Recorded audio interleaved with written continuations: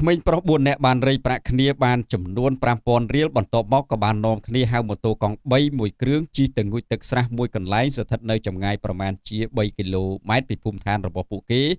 ហើយខណៈពេលដែលហែលទឹកលេងសប្បាយជាមួយគ្នាស្រាប់តែក្មេងម្នាក់ក្នុងចំណោម4នាក់នោះផុតដៃផុតជើងរួចក៏បានលង់ទឹកស្លាប់តែម្ដង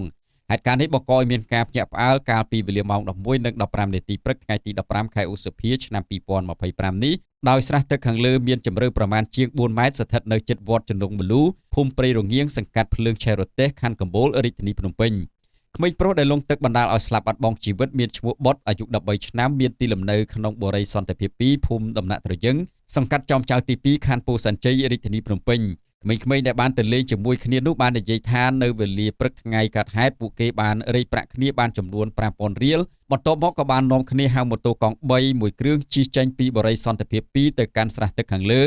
នៅពេលទៅដល់ក៏បាននាំគ្នាចុះងូតនិងហែលទឹកលេងនៅក្នុងស្រះទឹកនោះមួយសន្ទុះក្រោយមកក៏ស្រាប់តែក្មេងរងគ្រោះឈ្មោះបុតបានហែលផុតដៃផុតជើងរួចក៏លង់លិចបាត់ទៅក្នុងទឹកតែម្ដងនៅពេលដែលមានរឿងរ៉ាវបែបនេះកើតឡើងពួកគេមិនអាចជួយបាននោះទេក៏បាននាំគ្នារត់ឡើងលើគោករួចស្រែកឆោឡោហៅអ្នកភូមិឲ្យជួយបង្កឲ្យមានការភ្ញាក់ផ្អើលយ៉ាងខ្លាំងអ្នកភូមិបាននិយាយថានៅពេលដែលបានឃើញក្មេងៗទាំងអស់រត់ប្រហេបត្រហប់និងស្រែកឲ្យជួយយ៉ាងស្លន់ស្លោបែបនេះពួកគាត់បាននាំគ្នាទៅកាន់ស្រះទឹកនោះហើយក៏បាននាំគ្នាចុះរាវរកក្រោយមកក៏បានប្រទះឃើញក្មេងរងគ្រោះរួចក៏បានស្រង់ឡើងលើគោកក្នុងបំណងនាំទៅសង្គ្រោះដែរប៉ុន្តែក្មេងប្រុសរងគ្រោះនោះបានស្លាប់បាត់បង់ជីវិតទៅហើយមិនអាចសង្គ្រោះបាននោះទេទើបរាយការណ៍ជូនអាជ្ញាធរនិងផ្ដល់ដំណឹងទៅដល់ក្រុមគ្រួសារបានដឹងនិងទៅមើលប្រពន្ធដដែលបានបន្តទៀតថាក្រោយទទួលដំណឹងដល់អកុសលនោះឪពុកម្ដាយបងប្អូនសាច់ញាតិរបស់ក្មេងរងគ្រោះខាងលើក៏បានចុះទៅដល់កន្លែងកើតហេតុខណៈនោះដោយមិនអស់ចិត្តថាស្លាប់ឪពុកម្ដាយបងប្អូនសាច់ញាតិក៏បាននាំគ្នាលើកក្មេងប្រុសនោះរលាក់ទឹកចេញដោយជាការសង្គ្រោះបឋមប៉ុន្តែទោះបីជាខំប្រឹងយ៉ាងណាក៏ដោយក្មេងប្រុសរូបនោះមិនដឹងខ្លួននោះទេ